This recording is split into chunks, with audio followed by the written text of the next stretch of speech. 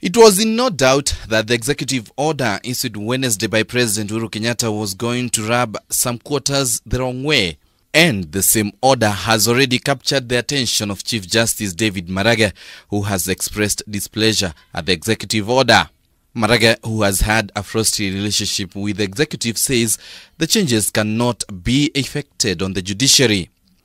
According to Maraga, an executive order cannot restructure or assign functions to the judiciary or the Chief Justice, as they are co-equals and co-substantial arms of the government.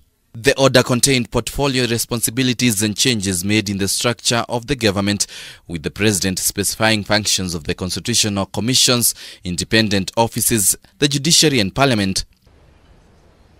Maraga expressed concern and says the judiciary is neither a ministry nor a government department which can be organized by an executive order, while further stating that the body derives its functions and powers from Articles 171 to 173 of the Constitution, and therefore the order only applies and is only capable of applying to the executive branch of government, calling for a correction to avoid confusion. These developments have raised concerns, with lawyers warning that the president may have been misguided. Either the Attorney General has failed miserably to advise the president, or the president is receiving advice and ignoring the legal advice on how to do these operations. Either one of the two, there is a problem between the president and the principal advisor, legal advisor of the president, who is the Attorney General. According to Dennis Anyoka, a lawyer and political pundit, it is imperative that the institution independence be made clear in all official government publications and orders. The move to abolish the presidency and move deputy president's office under the office of the president has also raised concerns on whether it falls within the confines of the law and if his action is to reaffirm the spirit of constitution. The deputy president shares the executive authority constitutionally.